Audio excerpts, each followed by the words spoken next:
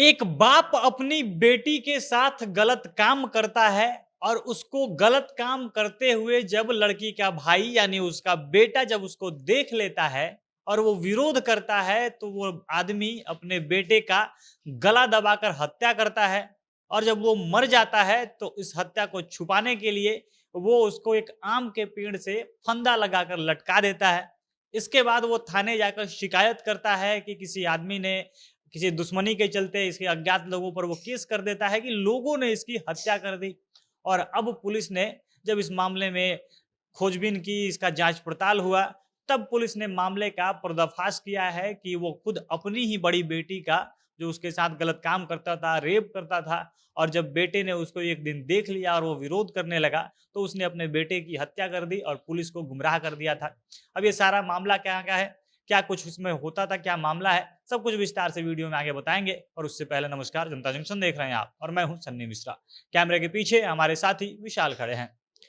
ये मामला पटना से सटे मसौड़ी का है। मसौड़ी का भगवानगंज थाना, वहीं से ये मामला है जहाँ पर एक आदमी जिसको उसकी पत्नी कह रही है कि एकदम नशेड़ी था, ये नशे का आदी है और साथ-साथ इसकी मानसिक स्थिति ठीक नहीं थी। मतलब पत्नी की तरफ से उसके डिफेंड में ये सारी बातें कहा जा रहा है कि वो दिमाग से पागल था।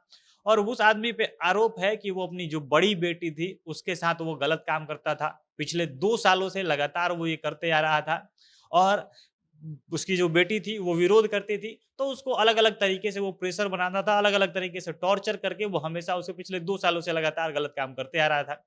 अब होता क्या है कि एक दिन उसको जो उसका भाई था, जिसका नाम अंकित कुमार बताया जा रहा है, इस लड़के की उम्र महज़ 14 साल थी। ये अपने बहन और बाप को आपत्तिजनक हालत में देख लेता है। वो देखता है कि उसका बाप उसकी बहन के साथ ज़बरदस्ती कर रहा है और ये देखने के बाद उसके बाद वो विरोध करने लगता है। वो पिता से जाकर इन तमाम चीज़ों को लेकर विरोध जताता है और इसके बाद उसका पिता इतना गुस्सा हो जाता है कि वो अपने ही बेटे का गला दबाता है, हत्या कर देता है।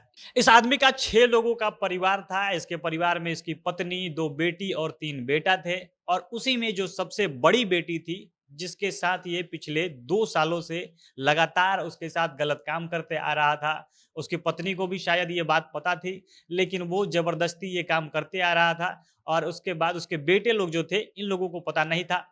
और एक दिन जब ये 19 जुलाई का मामला है, जब ये अपने बेटी के साथ, अपनी बड़ी बेटी के साथ ये गलत काम कर रहा था, उसका भाई जो अंकित कुमार नाम है, जिसका जो 14 वर्ष उम्र बताई जा रही है, वो देखता है और इसके बाद बाप-बेटे में इसको लेकर लड़ाई होती है, झगड़ा होता है।